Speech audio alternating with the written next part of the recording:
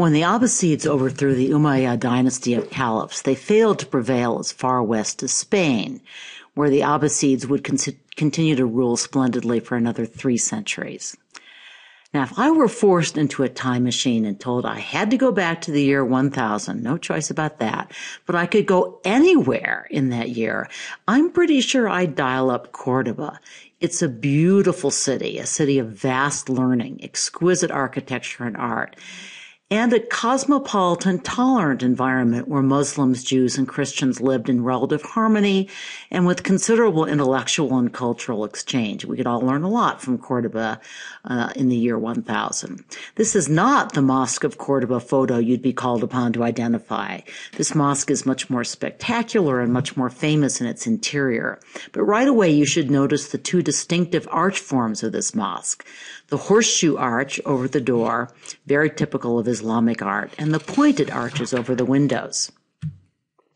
In fact, arches are so important to Islamic architecture that I'm going to digress before showing you the splendid interior of the Mosque of Cordoba. Instead, I'd like to start by showcasing a few Islamic arches. Islamic architects did not, of course, invent the arch. The Romans and then the Byzantines employed them in many important buildings and expanded their use into vero vaults, groin vaults, and domes. Remember those? You'll need those terms again in the next unit. But the Muslims were master mathematicians, and in my view, they took the arch to a whole new level. So here's an early use of the horseshoe arch that we will see again in Cordoba. The pointed arch probably traveled to the Muslim world from India. Crusaders would then bring it to Europe, where in a more sharply pointed form, it would play an important role in the architectural revolution so brilliantly represented in Gothic cathedrals. Stay tuned. Here's another pointed arch, this time from a mosque in Shiraz, Iran.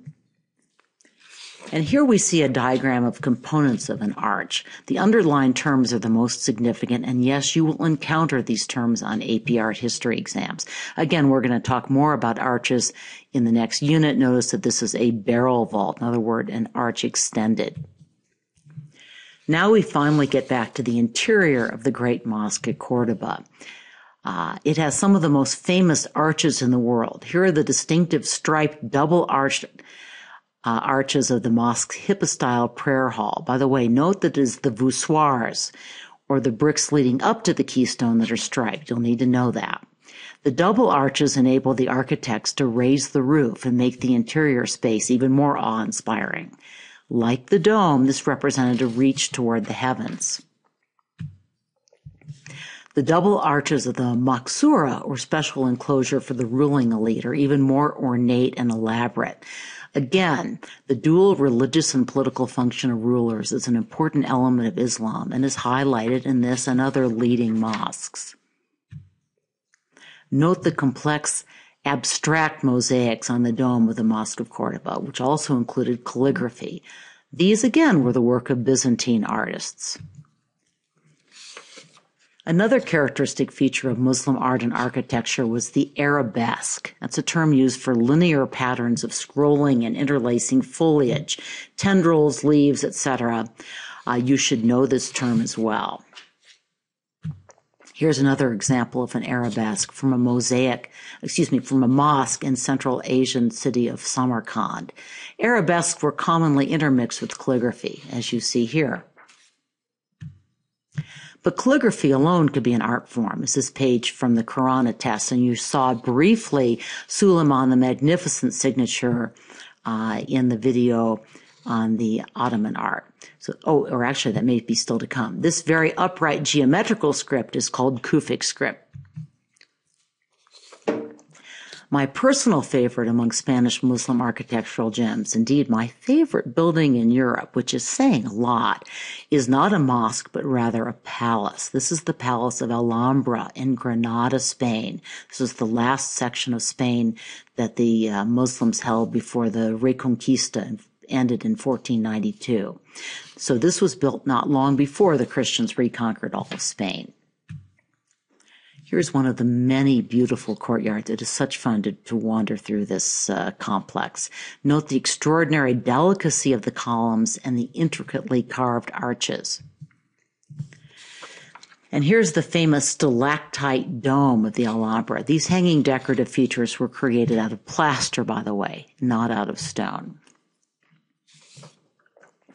So far, we've been looking at structures built by the followers of Sunni Islam. In Egypt, a Shia dynasty took control and built the city of Cairo from scratch. Take a look at the video clip before we explore this complex in a little more detail. So here you see a plan of the entire complex. Note that it includes a mausoleum. Quite typically, it has a dome on top of a cubical base. There's a fountain for purification before prayer. There's a minbar or pulpit from which sermons would be delivered and the Quran would be read. There's a mihrab or prayer niche in the Qibla wall indicating the direction of Mecca. And there are additional buildings for educational and charitable purposes. Now you're going to get to see Suleiman, the magnificent signature. I may have cut the video so that you don't get the explanation of what you're seeing, but that's what it is. So now we're moving to another set of Islamic rulers, the Ottoman Turks, who conquered much of the Islamic world starting in the late 13th century. They would capture Constantinople in 1453 and rename it Istanbul.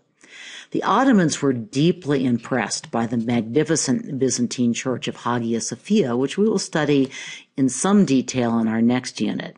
They copied its plan for a domed rectangle to which any number of smaller domed units could be added. The architect who developed these so-called central plan mosques was Sinan the Great. You're going to learn more about him from the video, and then we'll return to this great mosque.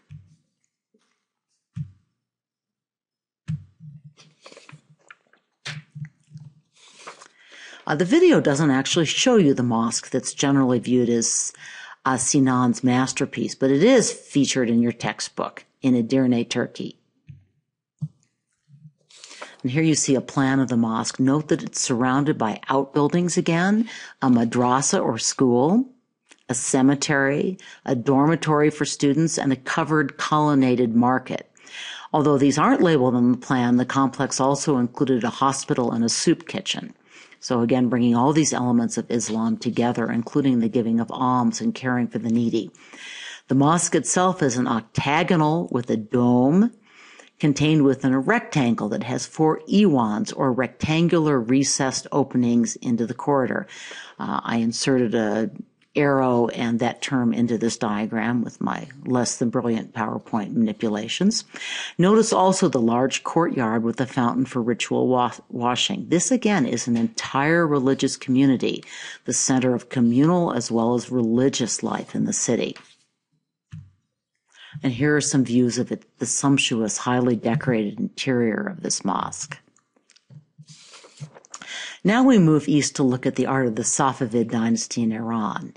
These too were Shia rulers, but as we'll see, their art departs from some of the strict rules of Islam, including the depiction of human figures. We're going to witness a similar departure in India's Muslim Mughal Empire.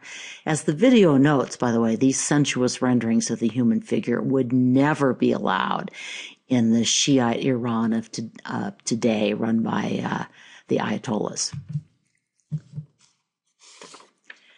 So here's the mosque that you just viewed on the video. Note the extraordinary abstract tiles. By the way, a mathematician at Harvard in recent years has conducted an analysis of Muslim architectural tiles, and he's published several papers that demonstrates that they employed extremely complex fractal geometry. And here again, you see the plan, a central rectangle with a dome, surrounded by iwans, a courtyard, and various auxiliary buildings. This, too, is a world within a world. One of the greatest artifacts from this temple actually now resides at the Metropolitan Museum of Art in New York. Note that it has 3 different sections of calligraphy. This is the work discussed in the Khan Academy podcast you were assigned, and it has shown up more than once on the AP Art History exam. Wish we had more time for the extraordinary decorative arts of Islam. Note that while most of the art we've seen follows the rules and avoids animal and human images, the Safavids and also the Mughals of India, as I mentioned, were willing to break that rule. Here's a page from an Iranian Safavid text depicting Iran's pre-Muslim past, which is maybe why they could get away with the human figures. The extraordinary Muslim carpets. I love them. When my husband and I were in Jerusalem a few years ago, we spent a really fun day in the Muslim quarter hunting for and eventually purchasing a carpet for our living room. You may get to see it. I assure you it is not in this class, which would be way, way, way beyond our price range. Here again, you see the elaborate geometric forms, the arabesques or stylized plant leaf stems and tendrils. We still have one more Islamic culture to visit, Mughal India. I'm going to save that for a final short podcast.